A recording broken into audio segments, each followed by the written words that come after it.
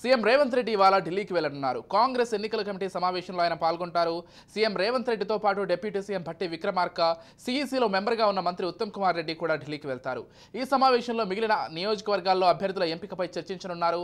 తెలంగాణలో ఇప్పటికే 9 స్థానాల్లో అభ్యర్థులను ఖరారు చేసిన కాంగ్రెస్ మరో 8 స్థానాల్లో అభ్యర్థులను ప్రకటించాల్సి ఉంది. భువనగిరి, కరీంనగర్, నిజామాబాద్, వరంగల్, ఆదిలాబాద్, ఖమ్మం, మెదక్, హైదరాబాద్ స్థానాలకు అభ్యర్థులను ఎంపిక చేయాల్సి ఉంది. 17 పార్లమెంటు స్థానాల్లో 12 నుంచి 14 స్థానాల్లో పాగా వేయాలని రేవంత్ రెడ్డి భావిస్తున్నారు. ఈ నేపథ్యంలో ఆచితూచి అభ్యర్థులను ఎంపిక చేస్తున్నట్లు సమాచారం.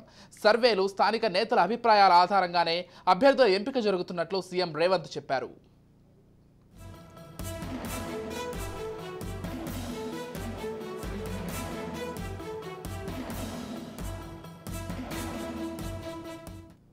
సీఎం రేవంత్ రెడ్డి ఇవాళ ఢిల్లీకి వెళ్లనున్నారు. కాంగ్రెస్ ఎన్నికల కమిటీ సమావేశంలో ఆయన పాల్గొంటారు. సీఎం రేవంత్ రెడ్డితో పాటు డిప్యూటీ సీఎం భట్టి విక్రమార్క, సీఈసీలో మెంబర్గా ఉన్న మంత్రి ఉత్తమ్ కుమార్ రెడ్డి కూడా ఢిల్లీకి వెళ్తారు. ఈ సమావేశంలో మిగిలిన నియోజకవర్గాల్లో అభ్యర్థుల ఎంపికపై చర్చించనున్నారు. తెలంగాణలో ఇప్పటికే 9 స్థానాల్లో అభ్యర్థులను ఖరారు చేసిన కాంగ్రెస్ మరో 8 స్థానాల్లో అభ్యర్థులను ప్రకటించాల్సి ఉంది. భువనగిరి, కరీంనగర్, నిజామాబాద్, వరంగల్, ఆదిలాబాద్, ఖమ్మం, మెదక్, హైదరాబాద్ స్థానాలకు అభ్యర్థులను ఎంపిక చేయాల్సి ఉంది.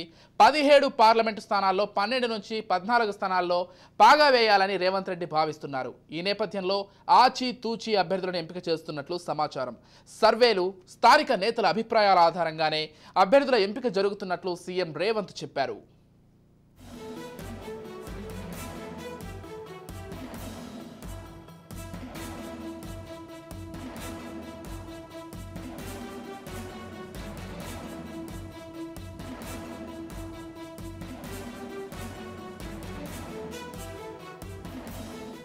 రైట్, మొత్తంగా కాంగ్రెస్ అధిష్టానం అయితే ఎంపీ అభ్యర్థులకు సంబంధించి తెలంగాణలో పూర్తి స్థాయిలో కసరత్తు చేస్తోంది. ఈ నేపథ్యంలోనే సీఎం రేవంత్ రెడ్డి ఢిల్లీ పర్యటనకు వెళ్లారు.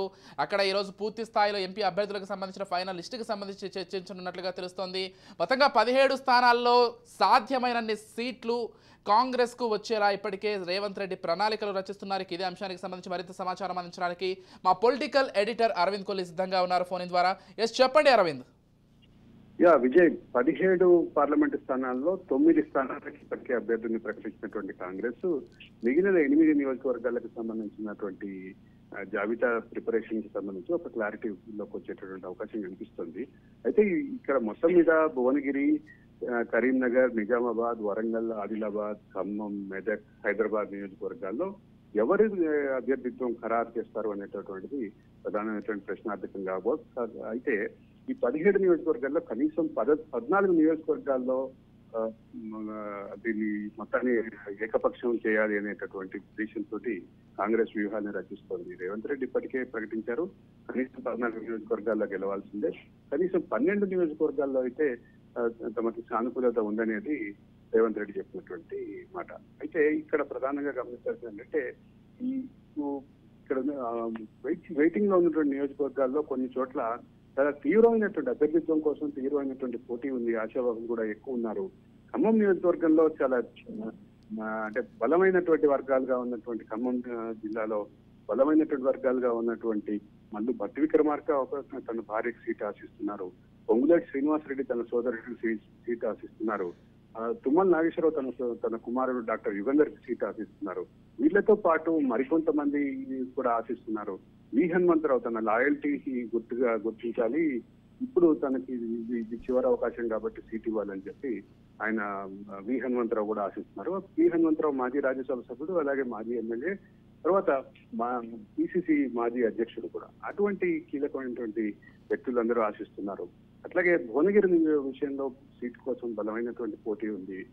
కరీంనగర్ నియోజకవర్గంలో కొంచెం ప్రవీణ్ రెడ్డి పక్షాన కొంచెం సానుకూలత వ్యక్తం అవుతున్నట్టుగా మనకు అదైతే సమాచారం అందుతోంది.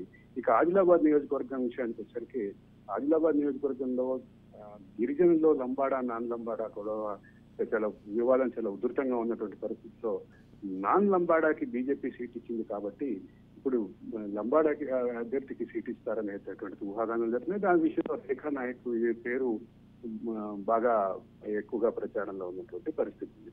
ఇంకా అట్లాగే మెదక్ నియోజకవర్గంలో కూడా పోటీ తీవ్రంగానే ఉంది. నిజామాబాద్ నియోజకవర్గంలో కొంత అక్కడ జీవన్ రెడ్డి అనేటటువంటి ఒక స్థానిక కాంగ్రెస్ నాయకుడు కొంత సానుకూలత ఉంది అనేది చెప్తున్నటువంటి పరిస్థితి. ఇక మెదక్, హైదరాబాద్ నియోజకవర్గాలు కూడా హైదరాబాద్ విషయంలో కొంత ఎంఐఎంకి సానుకూలంగా సంబంధాలు మెరుగుపడుతున్నటువంటి పరిస్థితిలో ఎంఐఎం కోసం అక్కడ డమ్మీ అభ్యర్థిని నిల్చోబెడతారంటూ ఊహాగానాలు ఉన్నాయి.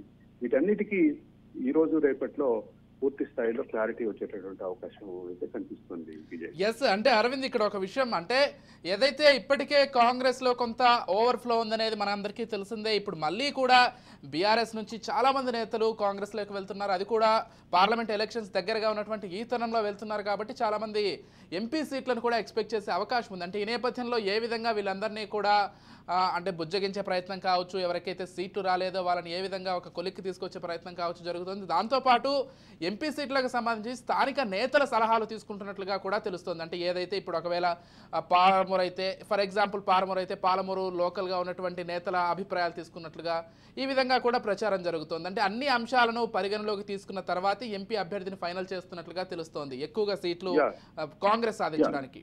దీనికి సంబంధించిన సమాచారం ఏంటి అరవింద్? విజయ్, ఇక్కడ స్థానిక నేతల అభిప్రాయం తీసుకుంటున్నారు ఒక పక్షం అయితే, రెండో పక్షం సామాజిక సమీకరణాలను కూడా చూస్తున్నారు. సామాజిక సమీకరణాలు చూసేటప్పుడు మొత్తం రాష్ట్రం మీద సోషల్ బ్యాలెన్సింగ్ జరగాలి అనేటటువంటిది ఒక అంశం అయితే, ఆ నియోజకవర్గాల్లో ఏ సామాజిక వర్గం ఓట్లు ఎలా ఉన్నాయి, ఆ ఓట్లకి సంబంధించినటువంటి పోలరైజేషన్ మూడ్ ఎట్లా ఉంది అనే విషయంలో కూడా సమగ్రమైనటువంటి ఒక అనాలిసిస్ చేసినట్టు ఆల్రెడీ చేసేస్తున్నారు. కాబట్టి దాని ఆధారంగా నిర్ణయాలు తీసుకుంటున్నారు Vijay. Right, thank you Arvind.